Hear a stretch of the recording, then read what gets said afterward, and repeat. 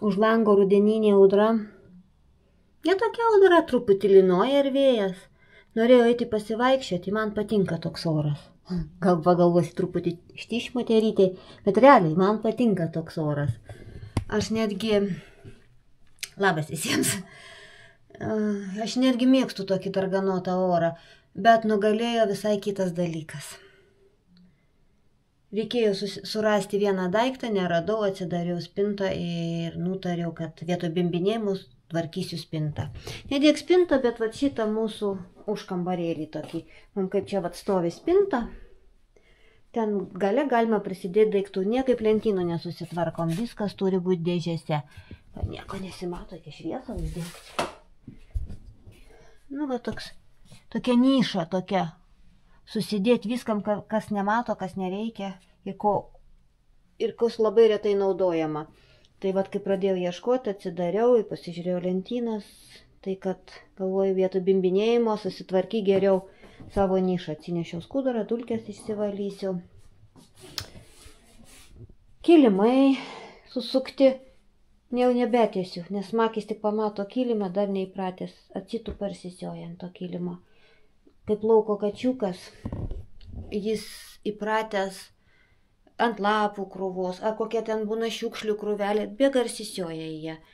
Ir visada dar reikia ganyti, jau baigiam išmokti, jau nebedaro į kampus, nebedaro, jau gauna per uodegytę, žino, kad reikia namus dėžutį, bet dar užsimiršta, dar reikia su juo dirbti ir dirbti. Nu, va toks mano šiandien reikalas, vietoj bimbinėjimo kuopiu savo šiukšlynus. Nu ir kai visada po kiekvieno tvarkymosi kažkas važiuoja į sandėlį. Tai toks, nu va toks, kaip čia pavadinti, striukytė, ne striukytė, švarkelis, ne švarkelis. Nežinau, iš kur jis pas mane čia atsiradęs, kokiu laiku. Ne oda, čia dirbtinė kažkas. Tokia. Aš jau niekada nenešiojau, nežinau, iš kur jis pas mane atsirado. Nenešiosiu ir va, ir šitas dar paltukas. Tai va, aš jums iš toliau parodysiu. O geras, nu jis jau negeras, jis jau drožtas, man nežinau, gal kokie 10 metų buvo, bet va, ką reiškia iš geros vilnos ir gero pasiuvimo. Pirktas va toks paltukas, jis man per didelis, va pečiai nukarę, jau aš jau nebenešiosiu jau jo. Nu kurgi, jeigu man jis kad taip geras, man reikia va taip, kad susisektų, vos ne ant kišenės užlyptų. Nu čia mano dar iš tų laikų, kai buvo kiti gabaritai pas mane. Kruopa, tu! Ta mano namų dar kitoje jau nubudo. Nu, tai nežinau, jau kažkam irgi netiduosiu aš jo, nes jis jau padraipanas, jau čia ir sektis visos išėjo, nu kur kaip ir 10 metų. Bet klasikinis stilius, mada yra ir dar, nu, klasika visada klasika visais laikais. Ir čia jau sektis. Taip jis man patiko. Taip jis man patikdavo visada. Oi, dar ten tų pilnas kišenės. Kad būtų rimtesnių eurų. Balabusta! Oi, man nuvers kamerą. Prabėgo mano uraganas, galima padėti kamerą į vietą. Tai vat, kad šitas paltukas irgi keliaus į sandėlį ir nežinau, ar jis atgal grįž ar ne. O dabar turiu aš savo svajonę nusipirkti gerą va tokio pat tipo paltuką. Mėgstu klasiką, mėgstu. Va taip supakavau savo mėgstamą paltuką, bet jau labai nudročintas, jisai jau tikrai nebenešiosiu. Mano, kaip čia pradėti? Nuotaikos pirkinys. Turėjau aš va tokią suknelę, toj pasirodysiu, kaip aš atrodau. Ir labai norėjau kažką nors tokio ryškesnio elemento, kad taip va pilka neatrodytų tokia niurita suknelė. Ir sugalvojau nusipirkti pėdkelnes.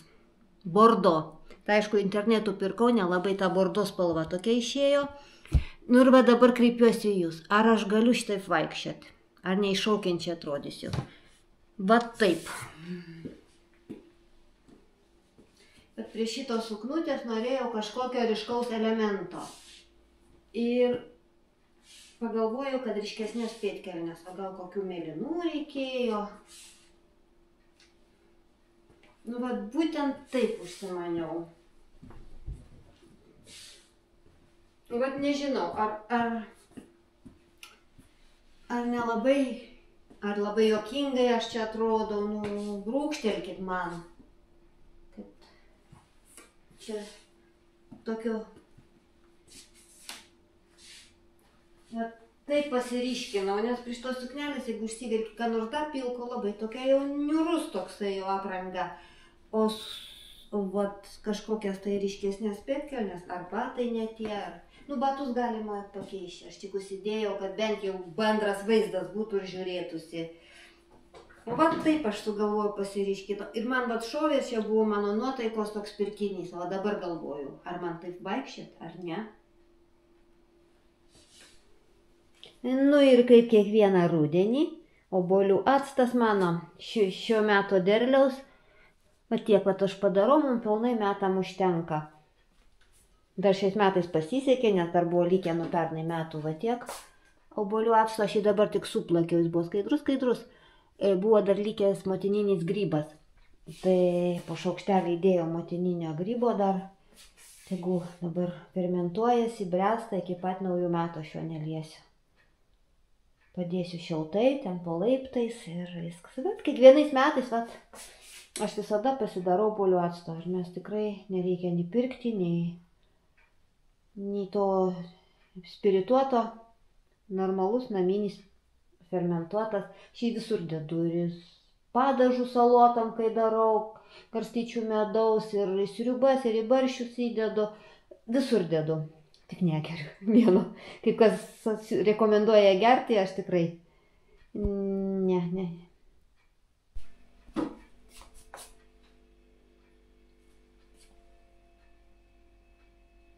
Kepsiu bulvinius blynus. Ant tiek užsimaniau, man dabar už lango kaip tik lyja. Įsilijo pas mus. O man ant seilės užėjo bulviniai blynai. Nu taip užsimaniau, galvoju, reikia įsikert, gal valgiau. Pavasarį tik pas mamą, kai buvau. Tarkuosiu burokinę tarką. Cukinijų dadėsiu. Ir vat noriu išbandyti šitų avinžirnių miltus įdėti. Nes avinžirnių miltuose voliojau žuvį kepiau. Labai skanu. Taip kažkokiais paskrudintais riešutais kvepia. Ir man tokie blynai bus. Viskas burokinė tarka, cukinija sutarkuosiu, viskas burokinė, kiaušinis, miltai. Dar įspausiu česnako arba svogūną įdėsiu. Nu bet ir nuraminsiu savo seilę. Pritarkavau, va dedu avinžirnių miltus.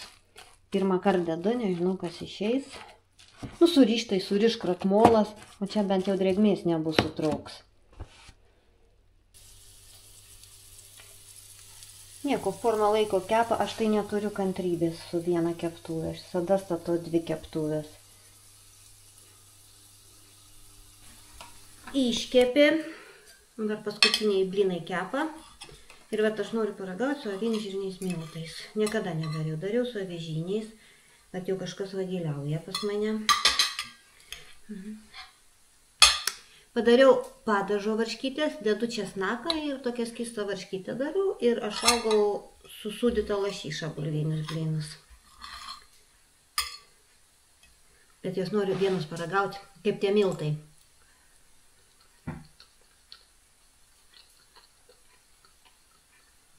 Skanu. Man patiko.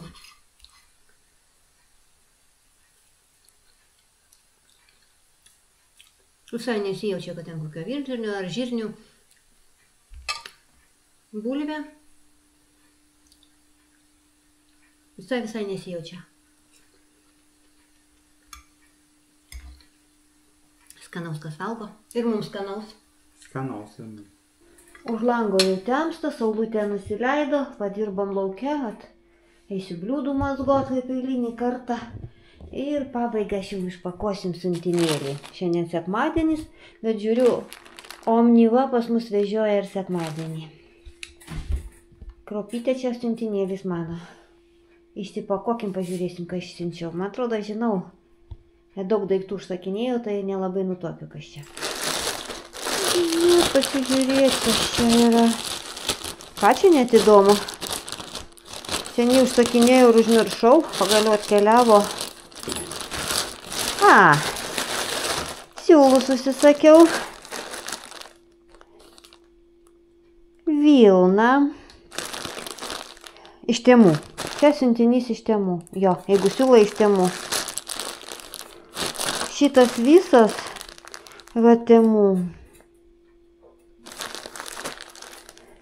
Kainavo man 6 eurų nekainavo. O Lietuvoje vienas matkelis 6 eurai. Vilna parašyta, bet dar nečiupinėjau pačių siūlų. Tai pačiupinėkim. Tai pačiupinėkim, kas čia per siūlai. Jo, jaučiu iš karto. Geri siūlai Vilna. Vienas čia, kiek? 50 gramų. Na, aš mažam daiktą užsakinėjau. Oi, žiūriu per kamerą, tokia ryški spalva. Nėra jinai tokia ryški. Jinai tokia, nežinau, tokia jūros mėlio. Atsakau, man 6 eurų atrodo nekainavo, va šitas visas svoris čia. 1, 2, 3, 4, 5, 6, 6 po 5, 300 gramų. Va taip. Ir kas dar čia pas mus? Mano draugam bliūdai atkeliavo. Neturėjau bliūdų. Tai iš vieno, iš kito. Dabar turėsiu 2 bliūdelius jiems. Tai visokių plėkščių, tai visokių tuščių pakelių iš pakuočių valgydavo. Tokius 2 bliūdelius. Va, kruopa. Tau bus iš ko valgyti. Tai čia tu parašyta. Čia parašyta kruopa. Nu ir va, šitam kartui tiek. Eisiu indų plaut. Ir baigės mano diena. Va taip ir užbaikim šitą dieną. Ačiū, kad žiūrėjot. Ačiū, kad sugaišot laiką. Ačiū, kad skyrėt dėmesį. Iki sekančio filmuko. Ate, draugai.